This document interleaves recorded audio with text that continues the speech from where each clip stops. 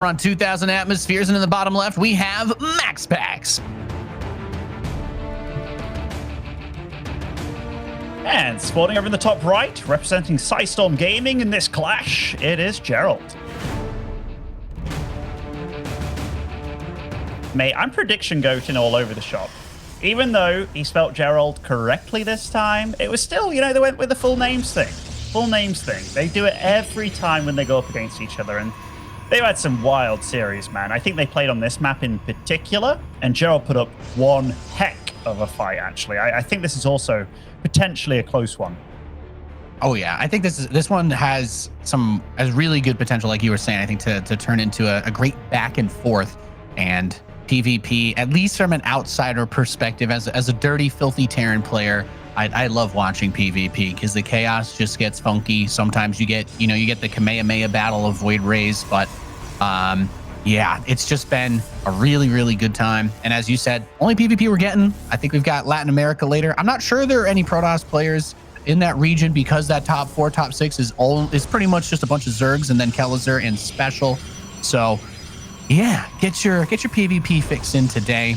Enjoy it, relish in it, and wait for those beautiful immortals to be trying to out DPS those overcharged shield batteries. Absolutely. MaxPax, by the way, he is the guy that I don't want to say he pioneered the one gate fast expand, but he definitely lives and dies by it. Like, he started doing it on maps even without a ramp, which is kind of like, oh, that's interesting. Like, even on Beckett, he's like, you know what, I'm going to one gate fast expand on the low ground kind of thing. And it's like, you feel you can get away with that? And it's like, yeah, of course. And he's got his own way of dealing with everything. Like, just to put into perspective how good he is, there are other Protoss players in the scene that have paid him for lessons on PvP just because of how good he is. Such as, I think Drogo talked about it when he went up against him. He was like, yeah, I paid him for lessons, so going up against MaxPax, it's going to be a tough one. I love that. I love that. The circle of life. It really doesn't stop with finding ways to learn and improve, even if it's not a way that you would expect.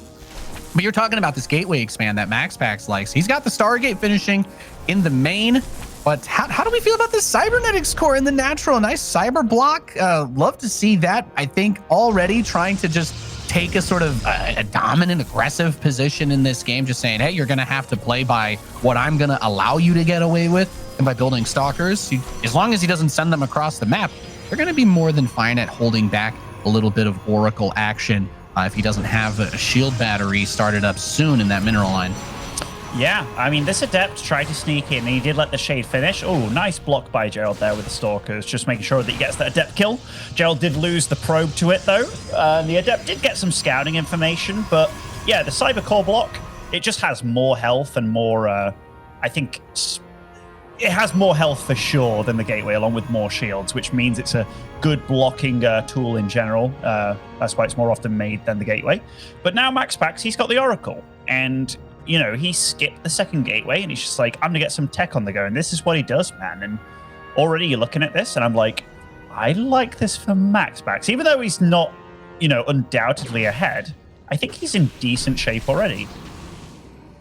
Yeah, I think the biggest things I'm trying to keep in mind here is that the Oracle does get shoved back. Gerald did get a couple more stalkers over there, but didn't necessarily have to commit to the shield battery investment as early. He has one at his natural ramp, but they didn't need that one in the main because, and he's got a little bit of the control, right? You have the Oracle that's going to give you vision. He sees everything that's going on. He scouted the Twilight Council. He knows it's going to be Blink, but with the Oracle still being alive, there isn't really that opportunity to move everything out because you're going to be at risk. Even if the battery's there, if you move all the stalkers away, then there's the potential for something like a stasis ward while you're not looking, and that can still freeze half your mineral line for a decent chunk of time. So what's perhaps more interesting as the Oracle tags again is he's bringing the Void Ray with his handful of gateway units, and he's going to try pressuring the front immediately. I was really curious what he was going to do with his Void Ray, because when he started making it, it was like, huh? I don't think you're going to get attacked, but I never thought about him going for the attack. And that Void Ray, oh, that's a brave warping, and maybe a bit foolish there by Gerald, warping it straight into the face of his opponent. But, oh, the stasis behind. Wow, talk about stasis.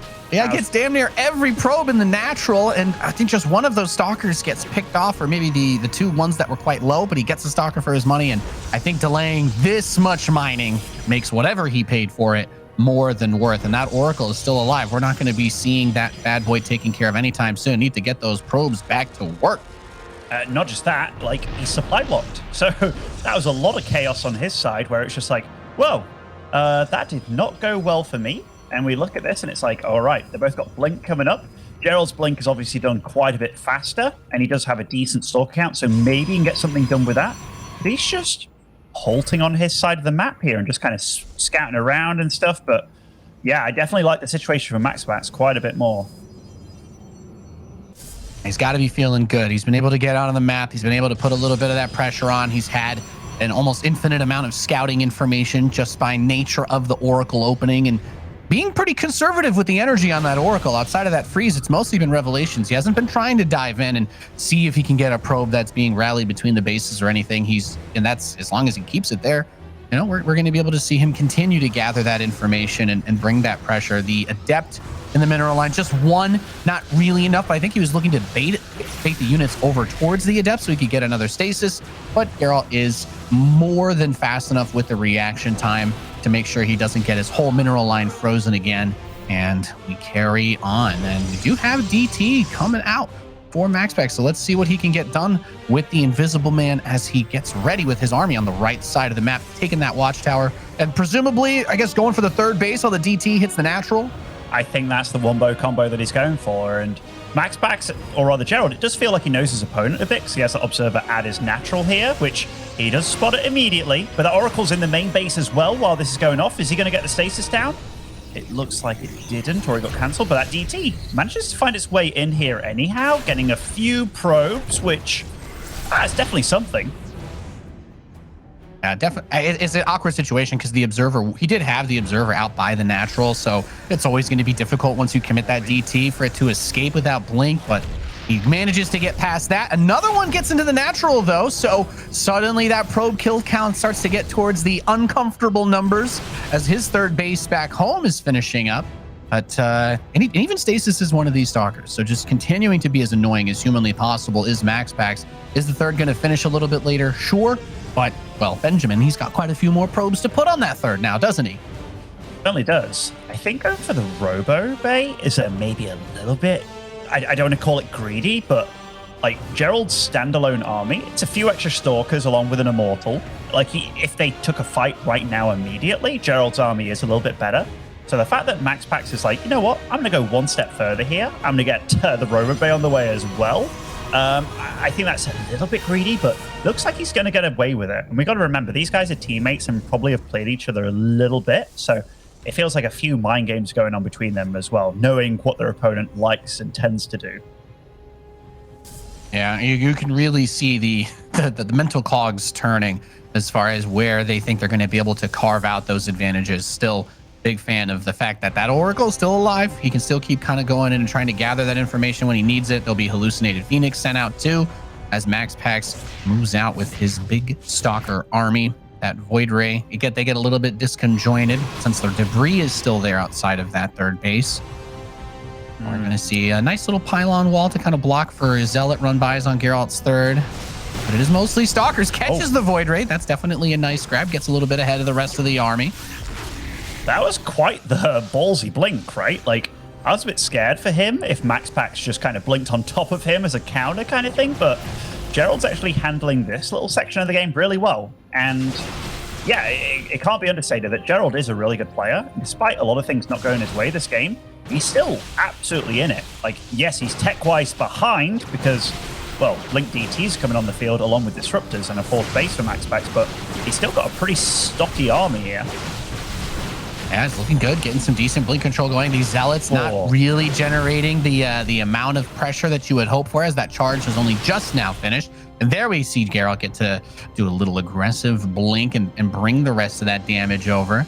And we have Disruptors coming out 2 at a time for MaxPax while he grabs his fourth base in the midst of all this chaos.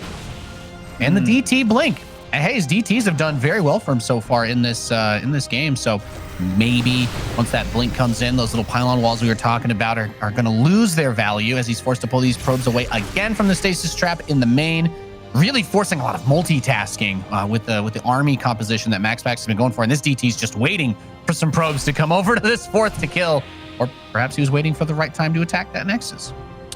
You know, whatever he was doing, he was waiting, Nate. That's what he was definitely doing. Yeah. Gerald actually has an equal supply army. It's just, I don't think he had any idea about these disruptors, and now he knows, and it's like, well, that's actually going to be a lot harder to engage than I once thought. And what does Gerald want to do from here? Because he's got a lot of charge lots, but the thing is, that disrupt. Oh, what a snipe on that! More by MaxPax.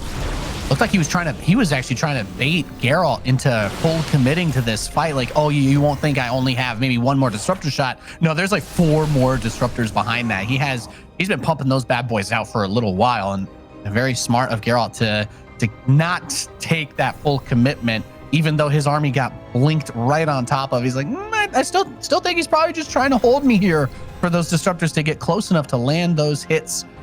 And he will live to fight another day. But I think you've kind of hit the nail on the head already, Benjamin. You don't want to try to just take these fights against disruptor-based armies unless you can be fighting way far away from them, as those immortals are not going to be able to run away quite as quickly as the stalkers can. This is definitely 2 different clashes of style here. Like, Gerald is going to try and get into his own disruptor tech here, but he's gone for like the mass brawler army, right? Like a lot of gateway units, he's going to go for 3 armies on the map here, which Disruptor Stalker kind of only wants to be in 1 or 2 places at most, just because it's very hard to micro disruptors on, you know, more than that amount of fronts. And Gerald is trying to kind of pull MaxPax out of position here, but MaxPax with a lot of stalkers, but see down at the south part of the map, that's a lot of red. And so he's going to shut that base down, but I think it's not that big of a deal though, right? Because he still has the 4th base. It's not like Geralt's got a 5th that's finishing up to complement this. He still has the tech that he wants. He still has I mean, if we're talking about, you know, whether or not you're ahead or behind as far as the tech situation goes, he's got, how many disruptors are we at now? 6 versus none, as that Robo Bay is only just now finishing. So his army's going to get sandwiched. Disruptors in the back, kind of getting caught a little bit, but the Stalkers still have to dance around this since there are so many of them.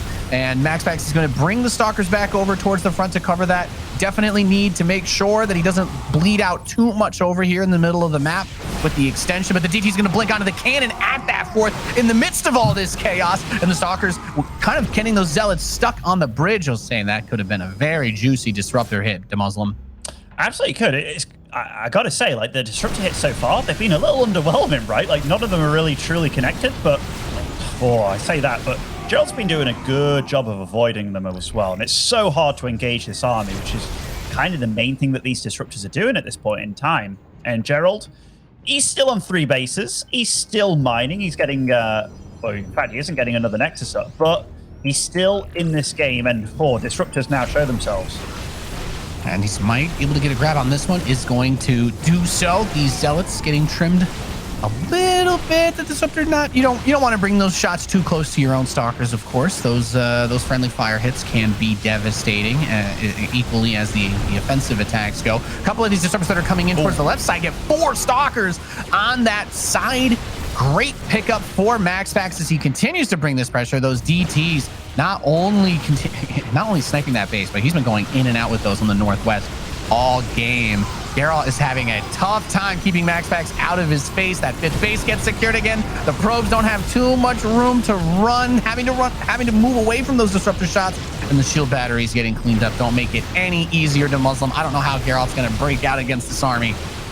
No, this is really MaxPax. Oh, that disruptor shot as well, killing 2 disruptors. This is MaxPax outpacing Gerald. And he gets the stalkers with it. Oh, yeah. Yeah, I mean, okay, wow. Okay. Like, it's actually incredibly hard. Like, I was looking at the minimap at all the stuff that was going on there. It's actually incredibly hard to follow this game if you're an observer, because it's like, you might be like, okay, the supplies are so close. Where's Gerald's army? He was on the left side of the map trying to deal with a bunch of DTs that were killing stuff. Like, constantly. You have to respect that. And then it was constant warpings of Zealots and stuff. So it wasn't just that fight on the right that we were looking at. Then the Oracle somehow came into it as well, with the stasis trapping like 10 stalkers in the middle of the map. So MaxPax is doing a lot of puppet master play, right? Like, having his opponent everywhere. And Gerald, like, I look at the APM tabs, and Gerald's never been the fastest player. Like, he runs at like 200-ish APM, 220, which isn't bad by any means. But you could really tell that MaxPax was utilizing the fact that he is a quicker player than Gerald and really kind of pulled him apart there. Yeah, I love the Puppet Master comparison. It really does feel like that. He's like, oh, I'm going to block his expansion. And it's like, wait, there's what are these strings here? Did he want me to do that so this Oracle could get into a position to just scout me the whole entire game and freeze my mineral line? Did he want me to find the pylon on this side so that the DTs could go in on the other side when I was going to kill that? And it's kind of beautiful just watching. It feels like MaxPax has this plan that just kind of falls like dominoes once he has it set up, and as it cascades out, you're just like, okay, now I see this was here for that. And he just had full control again of that game. We didn't really get to see Gerald get to push across to the other side very often, outside of canceling the 5th base, but the 4th was already fully saturated, so it wasn't like he was doing critical damage at that point. And yeah, I think, how do you feel about the robotics bay timing then? Because we were saying it felt a little bit greedy when he was going for it earlier, but it seems like it paid off in a big way. It's super paid off. Like, I was a bit worried about Gerald just kind of pulling the trigger at some point and being like, go, go, go. Because he wasn't going for the tech. He was going for, like, I talked about the gateway brawler army, but he was just he felt like the cool surfer dude, you know? Like, he was happy just being at the beach. Whereas sometimes you got to go ride the first wave that appears, you know? Like, you got to go for it. If you're there, you might as well embrace the moment. But, like, he didn't. And he really allowed MaxPax to do whatever he wants. And I think that's also kind of the fear of going up against somebody like MaxPax that's so good in this matchup. Like, if he's giving you a bit of time, it's because he's doing something. And what is he doing with that time? Well, he's a scary-ass player to go up against. But we're going to get into the second map here, which is Romanticide. Spawning in the bottom right as our blue Protoss, it is MaxPax.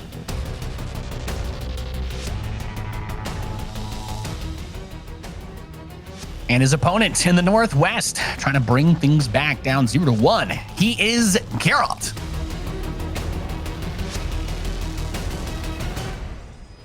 And lucky, that low ground gateway again from MaxPax. And MaxPax is pretty much the only player that does this, like, 10 times out of 10. You'll have some players that like it and will do it now and then on these maps without a ramp, but him, yeah, I don't know how he gets away with it every time, man, because I don't understand PvP to the level that these guys do. But in my head, I'm like, what if you go up against somebody like Parding? Like, Parding surely would have something in his head that he would be like, all right, I'm going for the greediest Void Ray rush of all time kind of thing in your face. But yeah, nobody seems to be able to take advantage of it so far.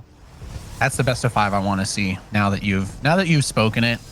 Somebody needs to will that into existence. I want to see some MaxPax versus Parding. How does it end? How does it end up? Does it turn into a brutal stomp, or does this way that he likes to play have the sort of, you know, the fluidness to it that he can deal with it? Because presumably, when you see players break out strategies like this, you know that they're doing them on the ladder. You know that they're trying them against random people to kind of see how it fares against the litmus test of what if someone does this build, right? And clearly he's got a decent amount of backup plans that he would have prepared for these situations. Probably used to getting pylon blocked, right? And it is always fun to watch these players that kind of go for the more cerebral game when you see them have to break out the plan Bs or the Cs or Zs of their strategies when they can't just do it the way that they would probably want to, which maybe just take that Nexus without getting blocked. Yeah, absolutely.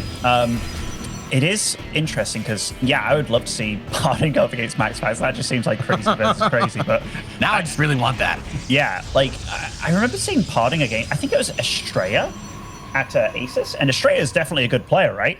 It was on Oxide, and I think it was Estrella. Correct me if I'm wrong here, but he went for a gateway expand, and Parding was just like so blind, didn't scout anything, just went for a 1 gateway Void Ray all in and just killed him like instant. And it was like, oh, that's why you can't do that, even on a map like Oxide where it's a really good 1 gate map. So I am curious. Like, obviously these people have tried stuff in their private games, and you know, there's going to be a lot of stuff that doesn't work, a lot of stuff that does work, but so far it's just like, you know what, I'm gonna go for the double gate thing every time, which interesting. Well, if we're talking about maps where people like to play defensively or more slow sort of openings, I think Romanticide is a map that comes to most people's minds. You're going to see a little bit more of the, I guess, turtley type of stuff be more effective with that really easy 3-base setup that this map has. So on this map, it's like, for me, I'm like, okay, it's not the craziest thing, but the fact that we're seeing it on almost every map that he's able to do it on, or, at least in that first game too, it does display a huge degree of confidence in the strategy. And again, the emergency preparedness, right? How prepared are you for the worst case scenario? Do you know which builds are going to have the greatest impact against you? Coming in with a stasis trap, probes are going to try to shut it down, and they fail. Oh, getting a very, very large amount of the probes frozen in that mineral line. 10 plus, I think we're at like 14, 16 probes I see. I'm trying to select all the ones that are stuck here, Ben. That is a colossal amount of the economy that's been shut down. His mineral income is at 300 a minute while those probes are all frozen. Absolutely brutal.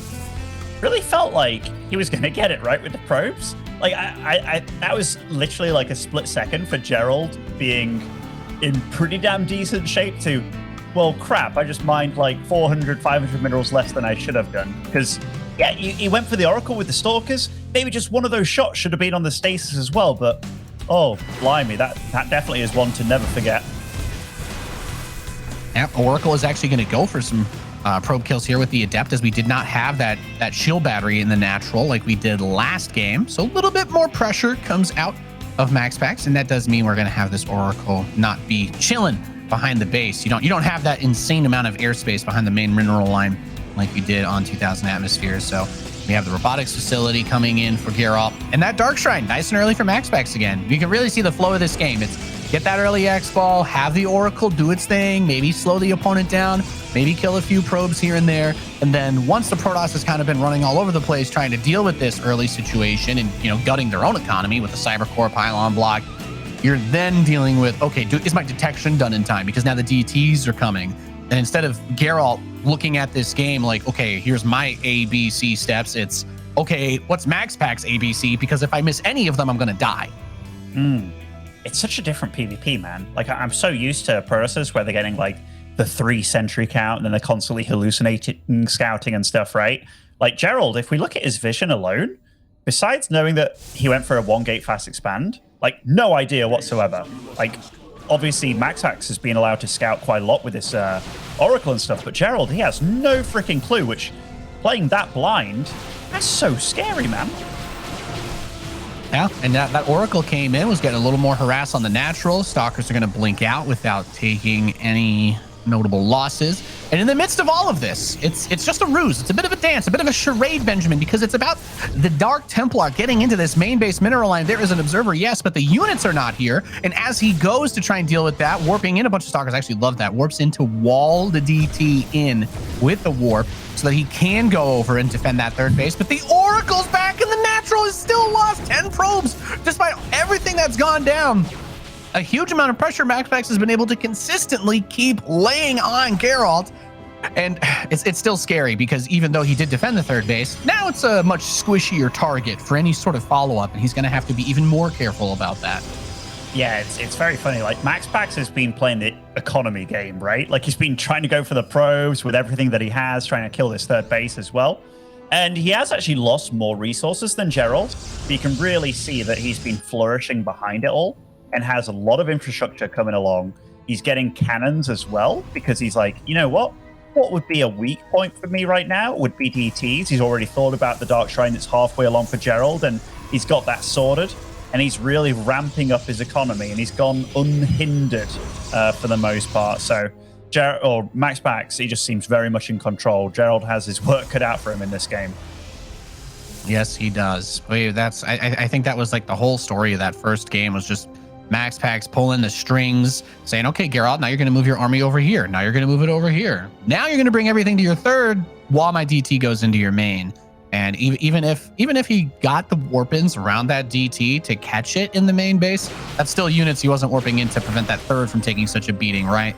And MaxPax is going to continue with these Stalkers to bring that pressure just because he likes to take that quick expand, just because he's focusing on his economy at home still. It does not mean that he is ever going to let up on the gas pedal when it comes to carving out these opportunities for himself. There's Gerald finally getting a little bit of a route on this, gets a couple of those stalkers, and 2 adepts are going to shade into the natural during this, looking for that chance to cause a bit of chaos. So they go straight into the main base instead, and a couple of probes are going to get picked off by these adepts.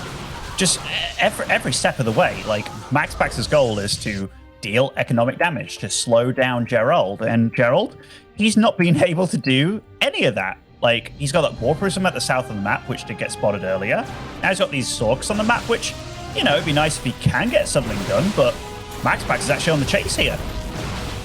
Yeah, he's kind of just been like bringing those reinforcements over. But again, it's all part of the distraction game. 5 DTs getting warped inside the main base of MaxPax. He's going to go over to get the Prism, but that's still a lot of Dark Templar here. The probes go hold position around the cannon to block the pathing so he can defend against this. And he's even going to recall the Stalkers with that Observer because he says 5 DTs, that is way too much to allow you to recall. He's going to kill all but one of them.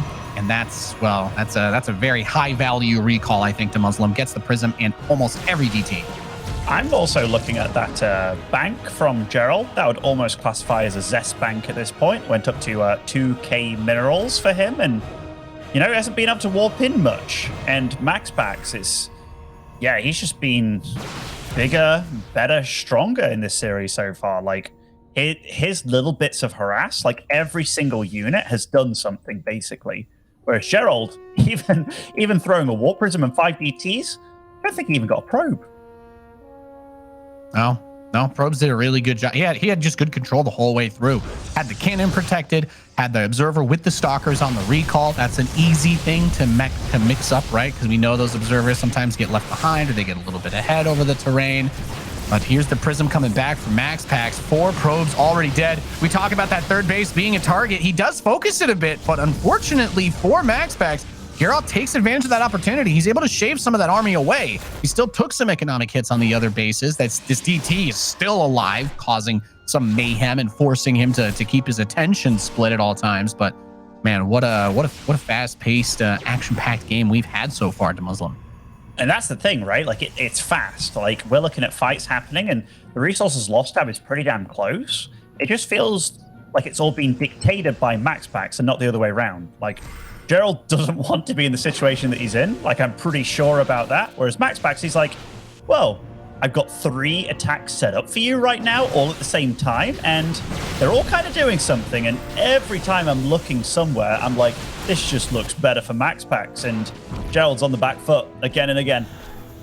He hasn't even gotten rid of the Prism. It's still there. The third base is falling apart now. A couple of disruptors have joined the army for MaxPax, and if he's not looking here, big shot. Gets 4 Stalkers on the tail end of that. He's going to be able to chase and get one of the disruptors on the way out. Still has that second one in the back. Has the Observer with his army as well for a little bit of that extra vision. And there are shield batteries here, but against the disruptor, those are not going to be tremendously useful. I'm not even sure he needs to still be here putting on this level of pressure after, you know, he's on 4 bases versus effectively 2.5 mining with that long distance.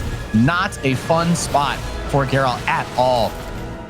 I mean, MaxPax is just, I don't want to say he's toying with him because he's not. He's absolutely playing to win. But MaxPax's style, it's just, he's all over the place, and it's so hard to keep up with him. He kind of plays PvP like Clem plays TvP. Like, he's just here, there, and everywhere attacking you. And I just look at the minimap, I'm like, all right, he's getting another little army stacked up here. Like, it's almost like the old school Bolt style with 2 armies.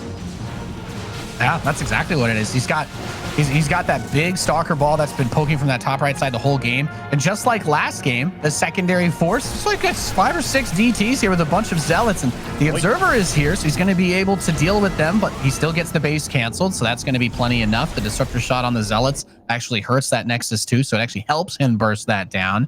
And as long as he's killing those bases and has such an economic lead, it's not that cost ineffective to throw some units at him. He has more money to work with. He should try to leverage that advantage in as many ways as he possibly can. Just bring the unrelenting torrent smashing down onto this base.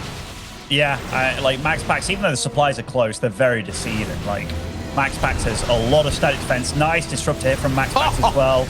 I mean, Gerald's getting a bit of a jump on this, but when your Sorkers don't have blink and, I mean, Disgusting brutal. micro. Brutal. Absolutely disgusting micro out of MaxPax. The disruptor